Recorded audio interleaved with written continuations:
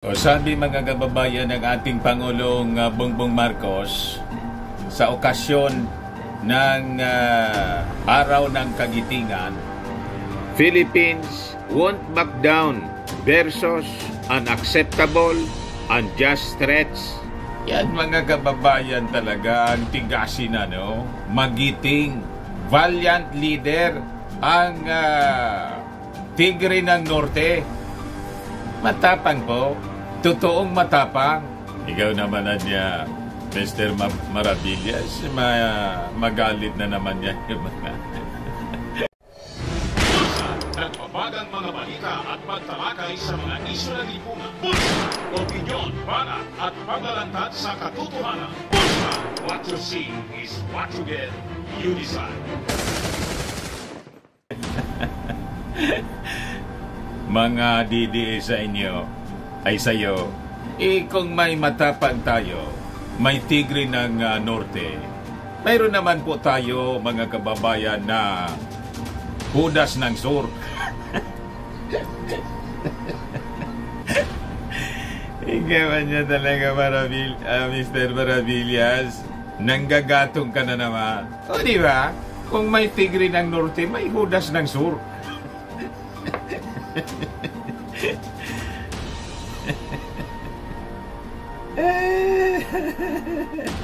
Pero sa ating Pangulong Bongbong Marcos, mga kababayan, may balance sa kanya. Binabalansi niya ang lahat habang naninindigan siya para sa soberenya, karapatan ng ating bansa, na hindi talaga siya palulupig sa sinuman, sa manlulupig di kapasisiil. Kasabi-sabing isang sundalo, mga kababayan, ng ating Pangulong Bongbong Marcos, kung hindi maninindigan ng tulad ng mga magigiting nating bayani. Di ba? Sabi ng ating Pangulo, Philippine talking to China on various diplomatic levels to ease tension in WPS. At saka mga kababayan, yung isinagawa po na freedom of navigation, multilateral maritime cooperative activity, ang objective, mga kababayan, nun is to ease the tension dito po sa West Philippine Sea. Hindi tulad ng interpretasyon po nitong mga warmongers or mongerers. Ang kanila pong basa, ang kanilang interpretasyon, mali-mali. Gusto daw na i-escalate ng ating Pangulong Bongbong Marcos yung tension dito sa West Philippine Sea. Baliktad po. Baliktad ang inyong pagkaintindi. Kaya nga kumuha siya, mga kababayan, ng mga kaalyado na magpapatrolya dito para yung agresyon ng China ay matigil. O tingnan ninyo po, di ba tumabi-tabi yung bumubuntot-buntot, pero bumagyong buntot ng China. Hindi ba makapurma? O di ba? Tama yung strategy ng ating Pangulong Bongbong Marcos. Kaya tuloy-tuloy, mga kababayan, ang dapat suporta natin dito sa ginagawa ng ating Pangulo sa pakikipag-usap niya sa Amerika, Japan, Australia. Kaya yung reaction, mga kababayan, ng China, nagagalit siya, pero hanggang panggagalaitin na lang. Napusoy po. Kaya sabi ng China, kontraan niya kami sa groupings of countries as Marcos, Biden, Kishida set to meet. But before ko, mga kababayan, bigay sa inyo yung full story ng mga balitang yan, click subscribe muna dito sa ating YouTube channel and hit the notification bell para lagi po kayong updated sa mga kaganapan dito sa ating bansa. Like and share na rin po ninyo ng ating video. At huwag na rin po ninyo na skip yung ating mga commercial ads para tuloy-tuloy lang ang pag-unlad ng bagong Pilipinas. Sa mga naganap ng malinis and spacious fitness gym, pumunta na lang po kayo sa aming Colossal Fitness Gym. We also offer Grab car rental with our brand new 2023 model ng Toyota Innova. We also accept booking for those who are planning to travel via PAL, Cebu Pacific, and other airline companies, local and international, and Meralco Bills, Aleco Bills, PLDT, etc. Ang Colossal Fitness Gym is located at 3rd floor Security Bank Building, Lanco Business Park, Legazpi City, Albay. For inquiries, look for Gilon Maravillas. Contact number 0966-802-0949. Lagi na pong matao sa amin. Na-set up na rin yung aming mga bagong gym equipments. May treadmill na rin po kami. Ito naman po yung bago naming product na binibenta online. Eye Glow Serum, whitening po siya. Tingnan ninyo yung epekto sa aking anak na architect before and now. Yung mga inquiries po ninyo, dumiretso na lang kayo sa kanyang Facebook account, Riz Maravillas. Ito naman po, Firmax Firming and Lifting Cream, pinapahid po sa mga pulses and affected area. Mainam po siya sa mga pains, mga paninigas na mga kaso-kasuan. Pinapahid-pahid lang po siya sa mga pulses. Ito naman po, Automax Radiant Serum. Sa mukha naman yung application. Anti-aging po siya. You will look 10 years younger than your age. Sa mga cancer patients naman po, baka lang gusto ninyo itong itry. Ningxia Red Mix Fruit Drink. Hindi man po siya gamot, food supplement siya. Kaya lang, gawa siya mga kababayan sa goji berry. Yung goji berry may anti-cancer properties. Yung mga inquiries po ninyo, dumiritso na lang kayo sa aming messenger sa Facebook para masagot namin agad. Ayos pa? Ayos na ayos niya, Mr. Maravillas. Kontra kayo sa groupings kasi talo kayo. Di ba? Checkmate niya, Mr. Maravillas, yung mga Chinese. At isusunod namin po, unti-unti magdi-disengage po ang aming bansa sa pakikipagnegosyo sa inyo. Yung pinagmamalaki po ninyo na mga Chinese na kayo yung aming pinakang malaking trading partner po. Hindi na yan. It will change in the future. Para hindi na ninyo kami ma-blackmail. Pinalalabas ninyo na nabubuhay kami sa inyo. Kayo yung nabubuhay sa amin kasi bumibili kami ng mga ini-import na ninyo dito sa amin na mga Chinese products na sa katotohanan man po, sa totoo lang, I should say, mga low quality po, fake. Mahina yung quality, mabababa, madali po masira pag Chinese made. Sabi ko nga mga kababayan, yun ang strategy nilang ginawa, madali masira para bili lang ng bili. Yung ating mga Filipino consumers, hinuhut-hutan po tayo para mabilis yung pagyaman nila. Hindi na ninyo yan magagawa sa amin sa mga susunod na panahon kasi we'll be shifting to Japan, Australia, South Korea, India, America, European countries sa pakikipag-trading partner. Doon na kami bibili po. And sabi ko nga, pati dito sa oil exploration, gas exploration dito sa West Philippine Sea. Siyempre, yung ating Pangulong Bongbong Marcos, kahit hindi sinasabi, ang itatap niya na mga companies, galing dito sa mga bansa na tumutulong sa ating defense and security. So dito tayo makikipag-kontrata para may stake sila, mga kababayan sa atin dito. O di bigyan natin ng negosyo. Di ba? Para lalo may rason na magbantay sila sa West Philippine Sea kasi mga companies galing sa kanilang bansa yung kakontrata natin sa oil exploration, gas and oil exploration dito po sa West Philippine Sea. Tama pa, mga kababayan? Saktuan niya, Mr. Maravillas. Nagagalit yung China po. Sabi dito ni Mao Ning, barkada ni Mao Diggs and Sarah Mao, China has stood against groupings of countries as leaders of the Philippines, the United States and Japan are set to hold bilateral defense and security talk amid developments in the South China Sea. We oppose cobbling together exclusive groupings in stoking black confrontation in the region. She also reminded countries that defense cooperation between any country should be conducive to regional peace and stability. Yan nga po ang purpose kasi nanggugulo po kayo dito sa sa South China Sea. Yun ang rason po. Kaya Nag-gugrupo-grupo kami rito para siyempre tapatan, hindi nga lang tapatan, kasi yun lang ang naintindihan ninyo eh. Force against force. So, kami rito, nagpadala ng superior force para harapin ang inyong agresyon. Ang mensahe namin sa inyo, tigilan ninyo ang inyong illegal activity dito sa lugar na hindi sa inyo. O, di ba? Para tahimik lang po tayo. Pero kung manggugulo kayo rito, we have our superior force para harapin kayo. Yun ang klaradong mensahe ng multilateral force na aming dinideploy dito sa West Philippine Sea. Naintindihan ninyo mga Chinese?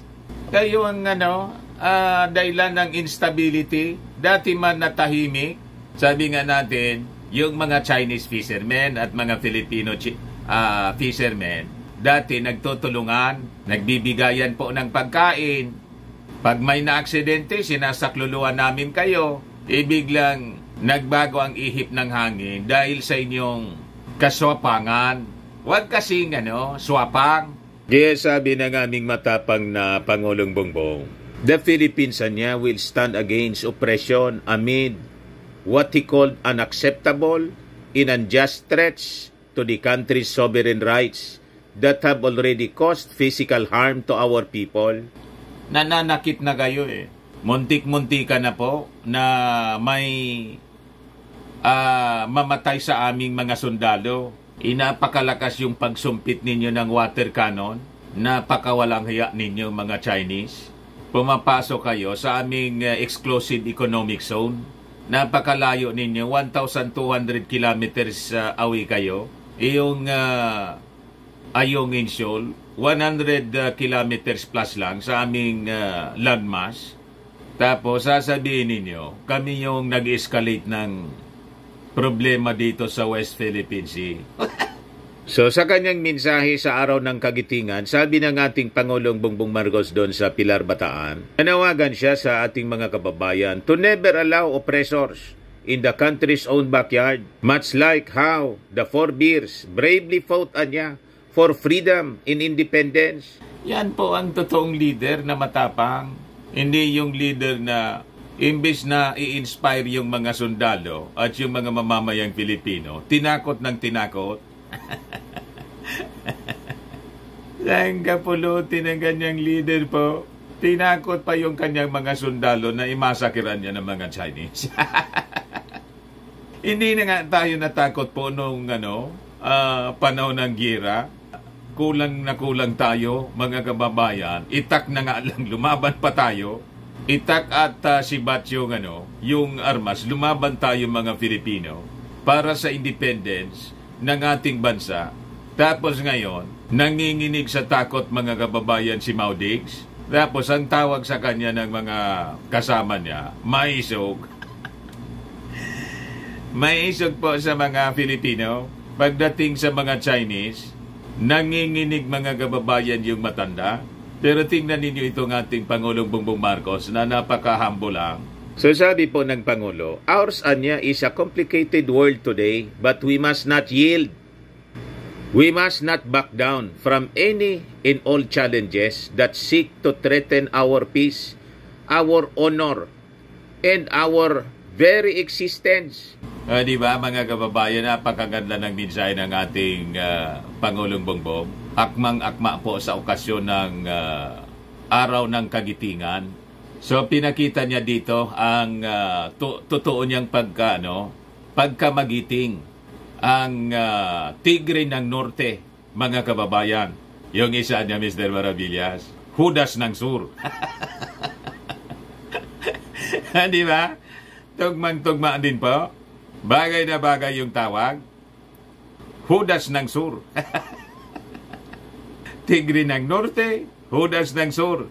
Salute to you, magiting naming Pangulong PBBM. Snappy salute. Pero sabi ng ating Pangulo, we seek no conflict with any nation anya. More so nations that purport and claim to be our friends, but we will not be cowed into silence, submission, or or subservience. Filipinos do not yield. Kaya tingnan po ninyo ang ginagawa ng ating Pangulong Bongbong Marcos. Ito na yung bunga ng kanyang pagpapagal na kumbinsin niya yung mga bansa na mga kaibigan nating totoo. O sabi rito, Japan vows to work with Philippines, US, Australia to ensure freedom of navigation in the South China Sea. Kaya nagagalit yung China po kasi nakuha ng ating Pangulong Bongbong Marcos yung suporta ng mga world powers na samahan tayo rito sa pag-maintain ng peace sa South China Sea. So sabi rito, the Japanese Defense Ministry said it will seize every opportunity to strengthen its partnership with the three countries in ensuring regional peace and stability. Sabi po ng embassy sa Manila, the Defense Ministry will also continue to operate and exercise freedom on navigation and realizing a free and open Indo-Pacific. On Sunday, the Philippines, Japan, the United States, and Australia deployed their respective forces in the West Philippine Sea in a show of force that would prove they are ready to uphold international law in the waters contested by China to be its own. Japan sent GS Akibono during the quadrilateral maritime exercise as it affirmed its commitment to uphold international law. Diba yung sinasabi ni Mao Diggs na walang pakinabang yung UNCLOS? Yung UNCLOS po, nire-recognize ng mga bansa sa buong mundo. Sa kanya man lang po walang silbi yung UNCLOS arbitral award. Sabi ni Mao Diggs, papel lang anya yan. Hindi man anya natin kayang enforce yan. Kita ninyo yung mindset ni Mao Diggs po. Pang mayor lang talaga po.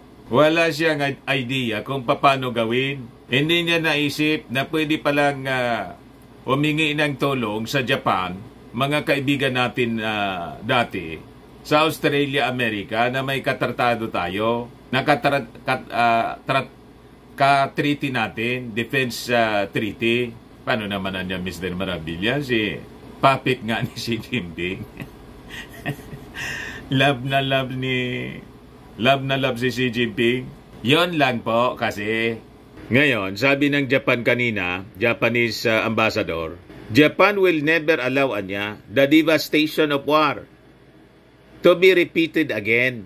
Sabi ni Ambassador Indo Kasuya sa 82nd commemoration po ng Araw ng Kagitingan o Day of Valor sa Bataan. We, the Japanese people, are determined to never allow the devastation of war to be repeated ever again for the sake of present and future generations.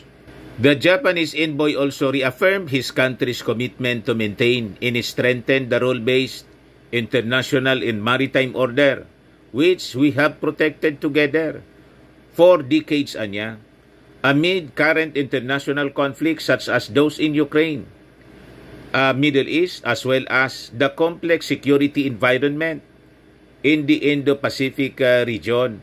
Referring po dito sa South China Sea. Our trilateral cooperation with the Philippines and the United States serves as a symbol, as a shared commitment to promote a free and open international order based on the rule of law.